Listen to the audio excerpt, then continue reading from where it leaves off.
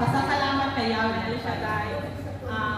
Way back 2003 po, first time po ako dito sa bansang Hong Kong, direct hire po.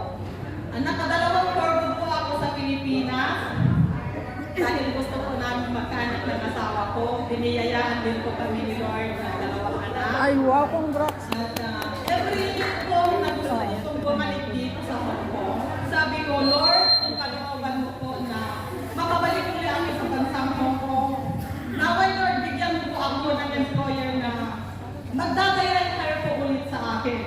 Salamat kay Yahweh El Shaddai sa dalawang forward po. Bawat balik ko po, laging direct hire po. At nung umuwi po ako ng March po, dahil moving ako yung dalawa kong anak, February po sabi ko, Lord,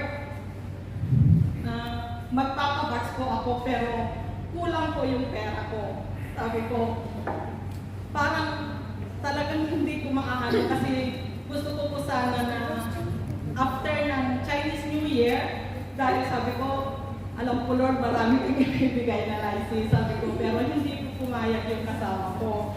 So, before ng Chinese New Year, doon po ako nag-pack. Sabi ko, Lord, you are my great provider. Sabi ko, third week po ng February, tinawagan po yung ninong namin sa Manila, yung aking husband po, sa Cagayan. Kasi pag umuwi po siya sa Ilocos, lagi yung asawa ko ang tinatawagan niya para siya po yung kasama niya. Tapos, yun pala, magbebenta po siya ng lupa niya. At salamat kay Yahweh El Shaddai, dahil nung panahon yun po, sabi ko, Lord, uuwi din po ako, saan ko ako kukuha? Sabi ko, kulang po. Pero salamat kay Yahweh El Shaddai, yung ninong po namin yun. Nung nabenta niya po yung lupang yun, binigyan niya po, Lord, ng asawa ko ng 50,000 pesos. Napakabuti ng Panginoon. Kaya Lord, sa'yo po ang lahat ng mapurit pa sa salamat. Amen. Tugabiga tayo. Salamat pero kasi ang balak namin yan dapat aatin ako ng kasal ng Sister Flor. Kaya lang talagang hindi talaga nagaganap yung plano natin. Talaga nagaganap yung plano ni Lord. Ang plano pala ni Lord, magpahinga ako, hindi ko kasi nagkasal ng Sister Flor. Pero salamat sa Diyos, alam namin natin na ang natagumpayan ng kasal ni Sister Flor. At hinihingi ko rin po ang panalangin yun na nawa lahat kami na magbabakasyon, makagumpay at makakabali kami ng makagumpay. Salamat, Lord. Meron na po.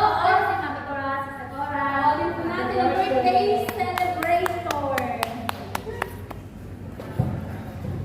Salamat sa Diyos. Thank you, Lord. First of all, I thank to each and every one of you. Mga surprises nyo since this morning that I was here arriving church. Thank you, thank you, thank you. Today is my 64th birthday. Thank you, Lord.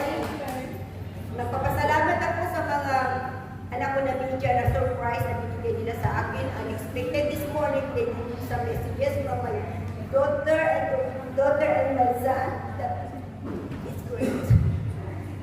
Lahat ng mga message nyo, mga surprises ng mga attenders na unexpected. Salamat, Lord. I'm nothing without you. And most of all, Lord, safety lang ang pinaano ng Panginoon sa akin last Mother's Day. Kasi yung dalawa kong apo na nasa Iraq, na Marine, na wala kaming contact, pero yung Mother's Day, dumating sila na safe. Amen. Thank you, Lord. Lord, babalik ko magtigo. Yan ang mga bunga ng pagtatides. Lord, binigay ko ang tides namin na talaga na dalawa kami sa anak ko, hindi namin na talaga tuwod na talaga. We never miss it to give it. Kahit walang maano sa atin, basta na namin, Lord, bahala ka na mag-budget. Ano man ang nakira sa amin. Kaya lahat sa pagtatides, yan ang ating protection, provision, guidance, and word of wisdom and knowledge. Magpasalamat ako sa lahat kayo. Alam ko na pinag-pray-pray niyo ako sa isang edad na ito supposed to be, she must be a big helper. I want you, my age, half of my age na nandito naging katulong. Lord, salamat. Back to you in all praises. Amen. In Jesus' name, amen. On ko na. Okay lang. Dahil kahapon ko, December 12, ay, Excited? Independence Day, lumabas na yung apo ko.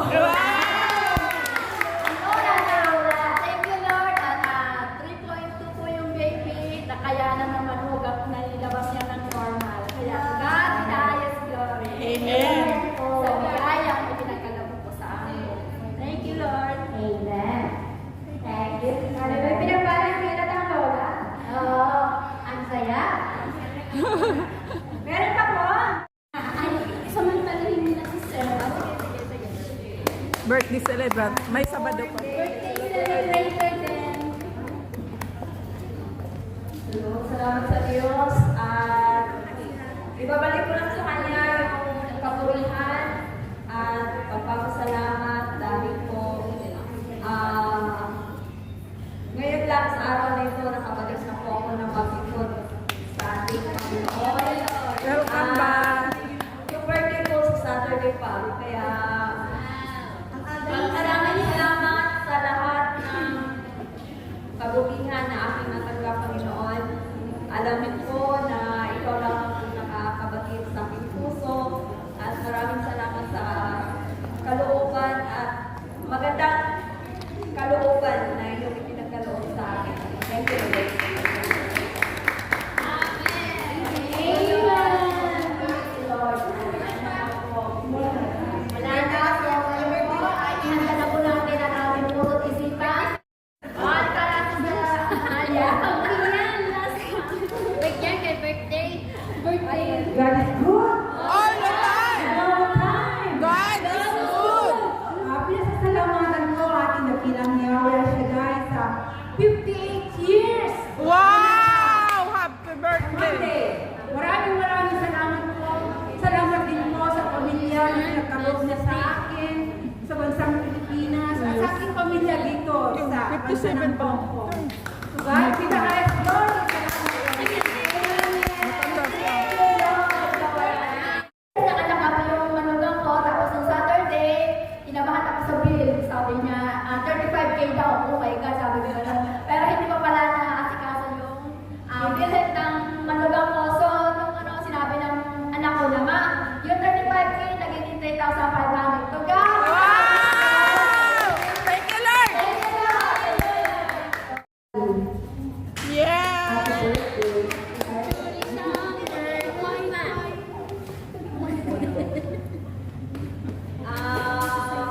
Magandang umaga po sa inyo lahat. Ako ay nagpapasalamat sa kay Yahweh Shaddai dahil po noon hindi ko siya talagang kilala hanggang sa dumating na deepest point of my life, hindi ko alam na siya ay pumasok sa buhay ko at dinala niya ako dito sa bansang Hong Kong at dito ko siya nakilala at sa araw-araw pumuspo ko yung pananampalataya ko sa Kanya na siya po ang Diyos na buhay at siya po ang Diyos na hindi nagkulang sa lahat ng ating pangangailangan. Kahit tayo'y makasalanan, nandyan ang Diyos para sa ating buhay. Kaya Lord, salamat sa 40 existence sa aking buhay.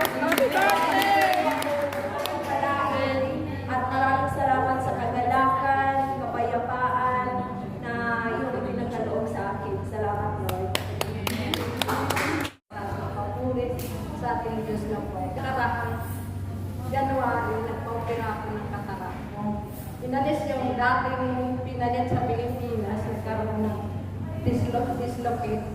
Pina-check dito sa hospital. Sabi ng doktor dito, nagkaroon ng na-dislocate yung dating nilagay yung lens.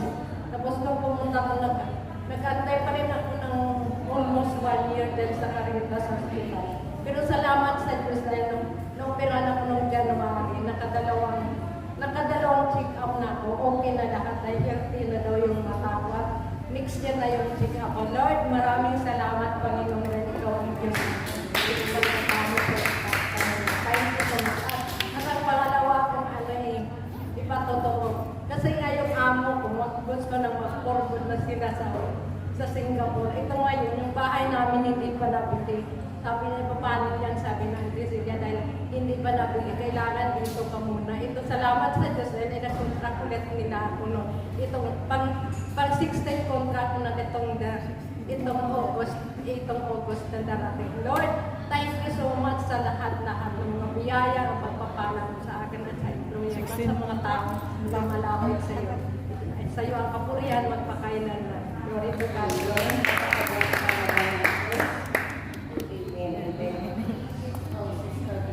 Ano pa? Sino pa? Sister Vanessa? Ay, ito yan na. Sige. Sige. Thank you, Lord. But binabalik ko lang